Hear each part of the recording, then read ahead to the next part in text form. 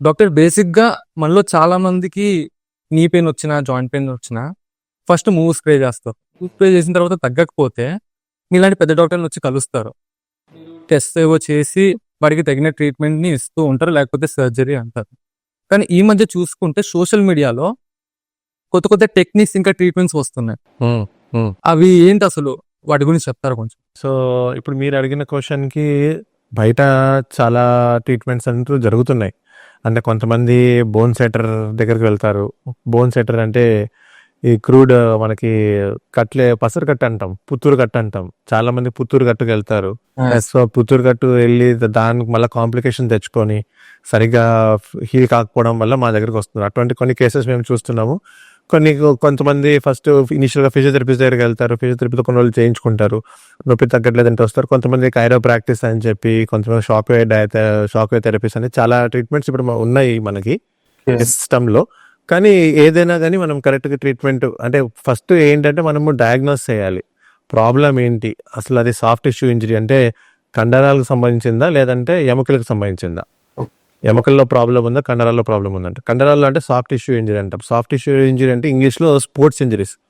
Sports injuries అంటే మనకి ఆడుతున్నప్పుడు, పరిగెత్తుతున్నప్పుడు, లేదంటే జిమ్ చేస్తున్నప్పుడు, బరువులు ఎత్తుతున్నప్పుడు, take any kind of sport. మీరు ఫుట్బాల్ ఆడినా, క్రికెట్ ఆడినా, టెన్నిస్ ఆడినా, బ్యాడ్మింటన్ ఆడినా, ఏదో ఒక రాంగ్ పొజిషన్లో మీరు ఆడినప్పుడు లిగమెంట్స్ స్ప్రెయిన్ అవ్వడం అనేది జరుగుతుంది. తరచుగా మీరు ఇప్పుడు క్రికెట్ ప్లేయర్స్ కానీ, టెన్నిస్ ప్లేయర్స్ కానీ, బ్యాడ్మింటన్ ప్లేయర్స్ అని చూస్తూ ఉంటారు.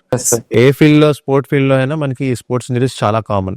మీరు ఒలింపిక్స్లో చాలా మంది చూసుకుంటే రన్నింగ్లో కానీ, షార్ట్ పుట్, జావెలిన్ త్రో, స్విమ్మింగ్లో ఇదేంటైనా స్పోర్ట్స్ ఇంజరీస్ కామన్. సో అటువంటి స్పోర్ట్స్ ఇంజరీస్ మనకి రోజున ఓపీ ప్రాక్టీస్లో మినిమం 4-5 వస్తూ ఉంటారు స్పోర్ట్స్ ఇంజరీస్తో. సో దాన్ని మనం ఫస్ట్ డయాగ్నోస్ చేయాలి. స్పోర్ట్స్ ఇంజరీస్ అనేది సాఫ్ట్ టిష్యూ ఇంజరీ మనకి ఎక్స్రేలో కనిపించదు. ఫస్ట్ మనం డయాగ్నోస్ చేసిన తర్వాత మనకు డయాగ్నోసిస్ కన్ఫర్మ్ చేసుకోవాలంటే ఎంఆర్ఐ తీస్తాం. ఎంఆర్ఐ స్కానింగ్ లో మనకి ఎముకతో సహా పక్కన ఉన్న లిగమెంట్స్, మజిల్స్ అన్ని కనిపిస్తాయి. సో దాన్ని బట్టి మనకి గ్రేడింగ్ ఉంటుంది. గ్రేడ్ 1, గ్రేడ్ 2, గ్రేడ్ 3 అని చెప్పి. గ్రేడ్ 1 అంటే చిన్న ఇంజరీ, పార్షియల్ టేర్ అంటే కొంచెం కొంచెం తెగిపోయి ఉండొచ్చు. సో గ్రేడ్ 1 ఇంజరీ, గ్రేడ్ 2 ఇంజరీస్కి మామూలుగా మందులతో, ఫిజియోథెరపీ, రెస్ట్, ఐస్ ప్యాక్స్ పెట్టి కొన్ని రోజులు మందులతో వాడితే సాధారణంగా ఒక 5-6 వారాల్లో నొప్పి తగ్గిపోవాలి. అదే గ్రేడ్ 3 ఇంజరీ అనుకోండి, గ్రేడ్ 3 ఇంజరీ అంటే మనకి కంపల్సరీగా దానికి సర్జరీ అనేది చేయడం అనేది జరుగుతుంది. అది ఫైనల్. సో ఇదొకటి. ఇంకోటి, మీరు చెప్తున్నట్టుగా కైరో ప్రాక్టీస్ అనేది కొత్తగా వచ్చింది. కైరో ప్రాక్టీస్ అనేది కూడా చాలా మంది చేస్తున్నారు. అంటే ఒకప్పుడు అబ్రాడ్లో చాలా ఫేమస్ ఇది. ఇప్పుడు కూడా చాలా మంది మనం చూస్తుంటే అబ్రాడ్లో పేషెంట్స్ ఫస్ట్ కైరోప్రాక్టర్ దగ్గరికి వెళ్తారు. ఎందుకంటే మనకి ఫారిన్లో, మన దగ్గర ఇండియాలో డాక్టర్స్ అపాయింట్మెంట్ లాగా మనకి ఫారిన్లో అపాయింట్మెంట్ అంత ఈజీగా దొరకదు. ఏదైనా ప్రాబ్లం, మనకి ఆర్థోపెడిక్ ప్రాబ్లమ్ ఏమన్నా వాళ్ళకి 2 నెలల తర్వాత, 3 నెలల తర్వాత అపాయింట్మెంట్ ఇస్తారు. సో అప్పుడు అక్కడ ఉన్న పబ్లిక్ ఏం చేస్తారంటే ఫస్ట్ కైరోప్రాక్టర్ దగ్గరికి వెళ్తారు, కైరో ప్రాక్టీషనర్ దగ్గరికి వెళ్తారు. Cairo practitioner is nothing but one kind of physiotherapy.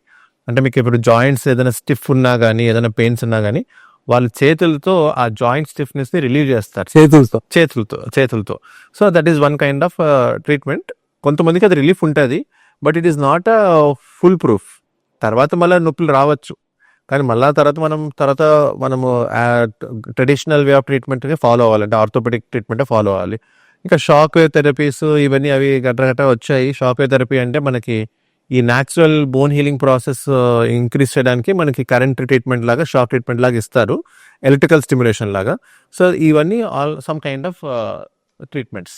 Okay sir, ఈ కైరో ప్రాక్టీస్ అనేది సర్జరీని రీప్లేస్ చేయొచ్చా? లేదు. కైరో ప్రాక్టీస్ ఎప్పుడు సర్జరీకి రీప్లేస్ చేయదు. ఎందువల్ల అంటే, ఫర్ ఎగ్జాంపుల్ ఇప్పుడు నేను మీకు ఒక ఎగ్జాంపుల్ చెప్తాను. మా ఫ్యామిలీలోనే జరిగింది. జస్ట్ రీసెంట్లీ మా బావగారు వాళ్ళ మదర్ కింద పడి ఫ్రాక్చర్ అయింది. ఎక్కడ? ఆస్ట్రేలియాలో. సో ఇక్కడ కాదు, ఆస్ట్రేలియాలో. సో ఫస్ట్ అక్కడ ఏంటంటే వాళ్ళకి ఆర్థోపెడిక్ సర్జన్తో అపాయింట్మెంట్ దొరకలేదు.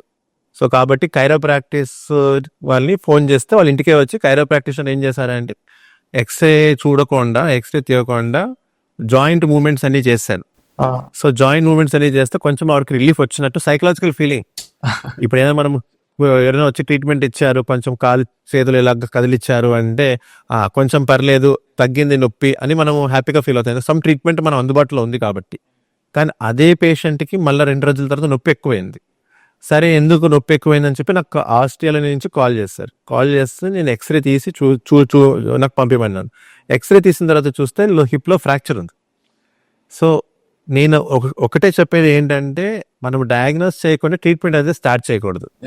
కింద పడ్డారు, అసలు ఏమైంది, ఫ్రాక్చర్ అయిందా లేదా కనుక్కోవాలి. ఫ్రాక్చర్ కాలేదంటే మీరు చెప్పేటట్టు ఏదైనా స్టిఫ్నెస్ ఉంటే కైరోప్రాక్టిషనర్ చేయొచ్చు. కానీ అక్కడ అటువంటి కంట్రీలో, అది కూడా ఆస్ట్రేలియాలో డెవలప్డ్ కంట్రీలో, వాళ్ళు ఎక్స్రే తీయకుండా కైరోప్రాక్టిస్